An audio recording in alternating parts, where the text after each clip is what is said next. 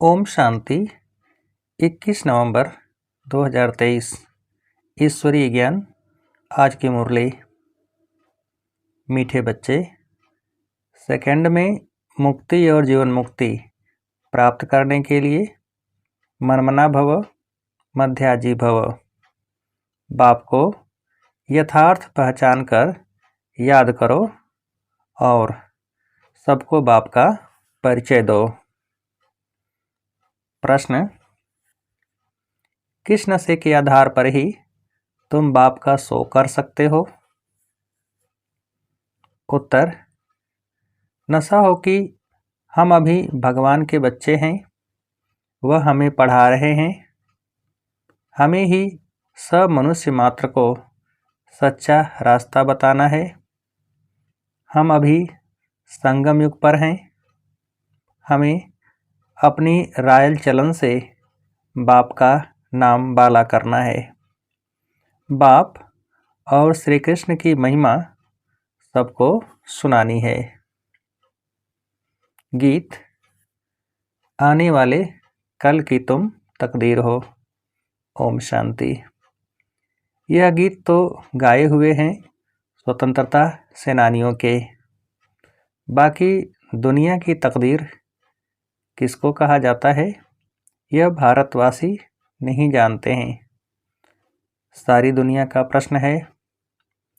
सारी दुनिया की तकदीर बदल हेल से हेवन बनाने वाला कोई मनुष्य हो नहीं सकता। यह महिमा किसी मनुष्य की नहीं है। अगर श्री कृष्ण के लिए कहें तो उनको गाली कोई दे न सके। मनुष्य यह भी नहीं समझते कि श्री कृष्ण ने चौथ का चंद्रमा कैसे देखा जो कलंक लगा। कलंक वास्तव में न श्री कृष्ण को लगते हैं, न गीता के भगवान को लगते हैं। कलंक लगते हैं ब्रह्मा को। श्री कृष्ण को कलंक लगाए भी हैं तो भगाने के। शिव बाबा का तो किसको भी पता नहीं है। ईश्वर के पिछाड़ी भागे हैं जरूर, परंतु ईश्वर तो गाली खा न सके। न ईश्वर को न श्री कृष्ण को गाली दे सकते। दोनों की महिमा जबरदस्त है। श्री कृष्ण की भी महिमा नंबर 1 है। लक्ष्मी नारायण की इतनी महिमा नहीं है क्योंकि वह शादीशुदा है। श्री कृष्ण तो कुमार है, इसलिए उसकी महिमा ज़्यादा है। भल लक्ष्मी नारायण की महिमा भी ऐसे ही गाएंगे। 16 कला संपूर्ण निर्विकारी। श्री कृष्ण को तो फिर द्वापर में दिखाया है। समझते हैं यह महिमा परंपरा से चली आई है। इन सब बातों को भी तुम बच्चे जानते हो। यह तो ईश्वरीय नॉलेज है। ईश्वर ने ही राम राज्य स्थापन किया है। राम राज्य को मनुष्य समझते नहीं हैं। बाप ही आकर इन सब की समझ देते हैं। सारा मदार है गीता पर। गीता में ही रंग लिख दिया है। कौरव और पांडवों की लड़ाई तो लगी ही नहीं, तो अर्जुन की बात ही नहीं। यह तो बाप बैठ पाठशाला में पढ़ाते हैं। पाठशाला युद्ध के मैदान में थोड़े ही होगी। हाँ, यह माया रावण से युद्ध है। उन पर जीत पानी है। माया जीते जगत जीत बनना है। परंतु इन बातों को जरा भी समझ नहीं सकते। ड्रामा में नूद ही ऐसी है। उन्हों को पिछाड़ी में आकर समझना है और तुम बच्चे ही समझा सकते हो। भीष्म पितामह आदि को हिंसक बाण आदि मारने की बात ही नहीं है। शास्त्रों में तो बहुत ही बातें लिख दी है। माताओं को उनके पास जाकर टाइम लेना चाहिए। बोलो, हम आपसे इस संबंध में बात करना चाहते हैं। यह गीता तो भगवान ने गाई है। भगवान की महिमा है। श्री कृष्ण तो अलग है। हमको तो इस बात में संशय आता है। रुद्र भगवानुवाच। उनका यह रुद्र ज्ञान यज्ञ है। यह निराकार परमपिता परमात्मा का ज्ञान यज्ञ है। मनुष्य फिर कहते श्री कृष्ण भगवानुवाच। भगवान तो वास्तव में एक को ही कहते हैं। उनकी फिर महिमा लिखनी चाहिए। श्री कृष्ण की महिमा यह है। अब दोनों में गीता का भगवान कौन है? गीता में लिखा हुआ है सहज राजयोग। बाप कहते हैं कि बेहद का संन्यास करो। देह सहित देह के सर्व संबंध छोड़ अपने को आत्मा समझो। मनमना भव मध्याजी भव। बाप समझाते तो बहुत अच्छी रीति से हैं। गीता में है श्रीमद् भगवान वाच। श्री अर्थात श्रेष्ठ तो परम पिता परमात्मा शिव को ही कहेंगे। श्री कृष्ण तो दैवी गुण वाला मनुष्य है। गीता का भगवान तो शिव है जिसने राजयोग सिखाया है। बरोबर पिछाड़ी में सब धर्म विनाश हो एक धर्म की स्थापना हुई है। सतयुग में एक ही आदि सनातन देवी देवता धर्म था। वह श्री कृष्ण ने नहीं परंतु भगवान ने स्थापन किया। उनकी महिमा यह है। उनको त्वमेव माताश्च पिता कहा जाता है। श्री कृष्ण को तो नहीं कहेंगे। तुम्हें सत्य बाप का परिचय देना है। तुम समझा सकते हो कि भगवान ही लिबरेटर और गाइड है जो सबको ले जाते हैं। मच्छरों सदृश सबको ले जाना यह तो शिव का काम है। सुप्रीम अक्षर भी बड़ा अच्छा है। तो शिव परम पिता परमात्मा की महिमा अलग, श्री कृष्ण की महिमा अलग, दोनों सिद्ध कर समझानी है। शिव तो जन्म मरण में आने वाला नहीं है। वह पतित पावन है। श्री कृष्ण तो पूरे 84 जन्म लेते हैं। अब परमात्मा किसको कहा जाए यह भी लिखना चाहिए। बेहद के बाप को न जानने के कारण ही आर्फन दुखी हुए हैं। सतयुग में जब धड़के बन जाते हैं तो जरूर सुखी होंगे। ऐसे अक्षर स्पष्ट अक्षर होने चाहिए। बाप कहते हैं मुझे याद करो और वर्षा लो। सेकंड में जीवन मुक्ति। अभी भी शिव बाबा ऐसे कहते हैं। महिमा पूरी लिखनी है। शिवाय नमः। उनसे स्वर्ग का वर्षा मिलता है। इस सृष्टि चक्र को समझने से तुम स्वर्गवासी बन जाएंगे। अब जज करो राइट क्या है। तुम बच्चों को सन्यासियों के आश्रम में जाकर पर्सनल मिलना चाहिए। सभा में तो उन्हों को बहुत घमंड रहता है। तुम बच्चों की बुद्धि में यह भी रहना चाहिए कि मनुष्यों को सच्चा रास्ता कैसे बताएं। भगवान आज मैं इन साधुओं आदि का भी उद्धार करता हूँ। लिबरेटर अक्षर भी है। बेहद का बाप ही कहते हैं मेरे बनो। फादर सोच सन फिर सन सोच फादर। श्री कृष्ण को तो फादर नहीं कहेंगे। गॉड फादर के सब बच्चे हो सकते हैं। मनुष्य मात्र के तो सब बच्चे हो न सके। तो तुम बच्चों को समझाने का बड़ा नशा होना चाहिए। बेहद के बाप के हम बच्चे हैं। राजा के बच्चे राजकुमार की तुम चलन तो देखो कितनी रायल होती है। परंतु उस बेचारे पर यानी कि श्री कृष्ण पर तो भारतवासियों ने कलंक लगा दिया है। कहेंगे भारतवासी तो तुम भी हो। बोलो हाँ हम भी हैं परंतु हम अभी संगम पर हैं। हम भगवान के बच्चे बने हैं और उनसे पढ़ रहे हैं। भगवान आज तुमको राजयोग सिखलाता हूँ। श्री कृष्ण की बात हो नहीं सकती। आगे चलकर समझते जाएंगे। राजा जनक ने भी इशारे से समझा है ना। परमपिता परमात्मा को याद किया और ध्यान में चला गया। ध्यान में तो बहुत जाते रहते हैं। ध्यान में निराकारी दुनिया और वैकुंठ देखेंगे। यह तो जानते हो, हम निराकारी दुनिया के रहने वाले हैं। परम धाम से यहाँ आकर पाठ बजाते हैं। विनाश भी सामने खड़ा है। साइंस वाले मून के ऊपर जाने लिए माथा मारते रहते हैं।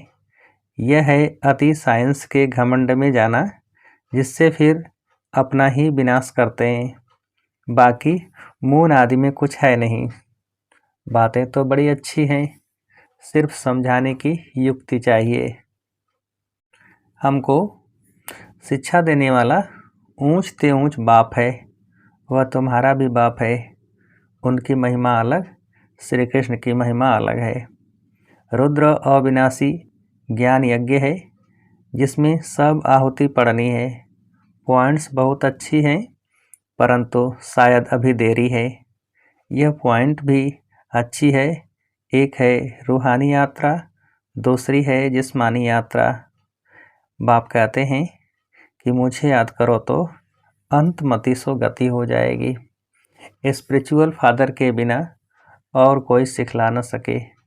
ऐसी ऐसी पॉइंट लिखनी चाहिए। मनमना भव, मध्याजी भव। यह है मुक्ति, जीवन मुक्ति की यात्रा। यात्रा तो बाप ही कराएंगे, श्री कृष्ण तो करा न सके। याद करने की ही आदत डालनी है। जितना याद करेंगे उतना खुशी होगी, परंतु माया याद करने नहीं देती है। अच्छा, मीठे मीठे सिकीलधे बच्चों प्रति माता पिता बाप दादा का याद प्यार और गुड मॉर्निंग सर्विस तो सब करते हैं, परंतु ऊंच और नीच सर्विस तो है ना। किसको बाप का परिचय देना है, बहुत सहज। अच्छा, रूहानी बाप की रूहानी बच्चों को नमस्ते। हम रूहानी बच्चों की रूहानी बाप को नमस्ते। अब रात्रि क्लास। जैसे पहाड़ों पर हवा खाने रिफ्रेश होने जाते हैं, घर व ऑफिस में रहने से बुद्धि में काम रहता है। बाहर जाने से ऑफिस के ख्याल से फ्री हो जाते हैं। यहाँ भी बच्चे रिफ्रेश होने के लिए जाते हैं, आते हैं। आधा कल्प भक्ति करते करते थक गए हैं। पुरुषोत्तम संगम युग पर ज्ञान मिलता है। ज्ञान और योग से तुम रिफ्रेश हो जाते हो। तुम जानते हो, अभी पुरानी दुनिया विनाश होती है, नई दुनिया स्थापन होती है। प्रलय तो होती नहीं। वो लोग समझते हैं दुनिया एकदम खत्म हो जाती है, परंतु नहीं, चेंज होती है। यह है ही नर्क, पुरानी दुनिया।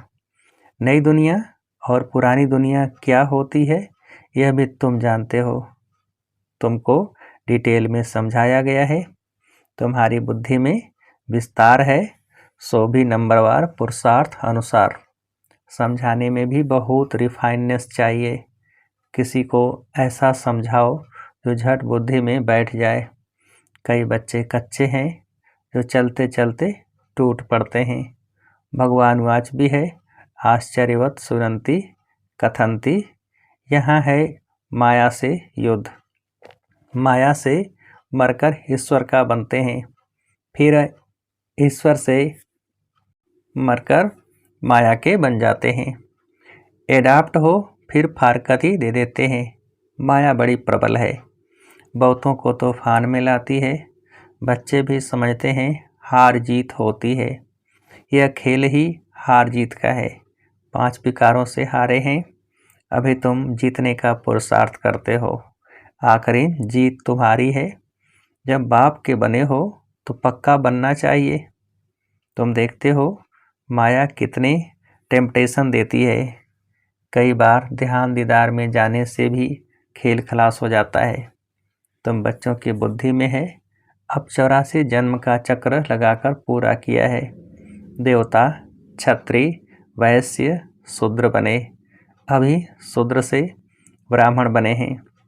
ब्राह्मण बन फिर देवता बन जाते हैं। यह भूलना नहीं है। अगर यह भी भूलते हो तो पाँव पीछे हट जाते हैं, फिर दुनियावी बातों में बुद्धि लग जाती है। मुरली याद भी याद नहीं रहती, याद की यात्रा भी डिफ़िकल्ट भासती है। यह भी वंडर है। कई बच्चों को बैज लगाने में भी लज्जा आती है। यह भी देह अभिमान है ना। गाली तो खानी ही है। श्री कृष्ण ने कितनी गाली खाई है? सबसे जास्ती गाली खाई है शिव ने, फिर श्री कृष्ण ने, फिर सबसे जास्ती गाली खाई है राम ने। नंबरवार है। डिफेम करने से भारत की कितनी ग्लानि हुई है। तुम बच्चों को इसमें डरना नहीं है। अच्छा, मीठे मीठे सिकिलधे बच्चों प्रति याद प्यार और गुड नाइट। धारणा के लिए मुख्य सार। पहली पॉइंट, बुद्धि से बेहद का संन्यास कर रूहानी यात्रा पर तत्पर रहना है। याद में रहने की आदत डालनी है। दूसरी पॉइंट, फादर सोच सन, सन सोच फादर, सभी को बाप का सत्य परिचय देना है। सेकंड में जीवन मुक्ति का रास्ता बताना है। वरदान, मनसा और वाचा के मेल द्वारा जादू मंत्र करने वाले नवीनता और विशेषता संपन्न भव। विस्तार, मनसा और वाचा दोनों का मिलन जादू मंत्र का काम करता है। इससे संगठन की छोटी छोटी बातें ऐसे समाप्त हो जाएंगी जो आप सोचेंगे कि यह तो जादू हो गया। मनसा शुभ भावना व शुभ दुआएं देने में बिजी हो तो मन की हलचल समाप्त हो जाएगी। पुरुषार्थ से कभी दिल शिकस्त नहीं होंगे। संगठन में कभी घबराएंगे नहीं। मनसा वाचा की सम्मिलित सेवा से विहंग मार्ग की सेवा का प्रभाव देखेंगे। अब सेवा में इसी नवीनता और विशेषता से संपन्न बनो तो 9 लाख प्रजा सहज तैयार हो जाएगी। स्लोगन, बुद्धि यथार्थ निर्णय तब देगी जब पूरे पूरे वॉइसलेस बनेंगे। अब मातेश्वरी जी के मधुर महावाक्य। कलयुगी असार संसार से सतयुगी सार वाली दुनिया में ले चलना किसका काम है? इस कलयुगी संसार को असार संसार क्यों कहते हैं? क्योंकि इस दुनिया में कोई सार नहीं है। माना कोई भी वस्तु में वो ताकत नहीं रही, अर्थात सुख शांति पवित्रता नहीं है। जो इस सृष्टि पर कोई समय सुख शांति पवित्रता थी, अब वो ताकत नहीं है, क्योंकि इस सृष्टि में 5 भूतों की प्रवेशता है। इसलिए ही इस सृष्टि को भय का सागर अथवा कर्म बंधन का सागर कहते हैं। इसलिए ही मनुष्य दुखी हो परमात्मा को पुकार रहे हैं, परमात्मा हमको भव सागर से पार करो। इससे सिद्ध है कि जरूर कोई अभय अर्थात निर्भयता का भी संसार है जिसमें चलना चाहते हैं। इसलिए इस संसार को पाप का सागर कहते हैं, जिससे पार कर पुण्य आत्मा वाली दुनिया में चलना चाहते हैं। तो दुनियाएं 2 हैं, एक सतयुगी सार वाली दुनिया, दूसरी है कलयुगी असार वाली दुनिया। दोनों दुनियाएं इस सृष्टि पर होती हैं। अच्छा, ओम शांति।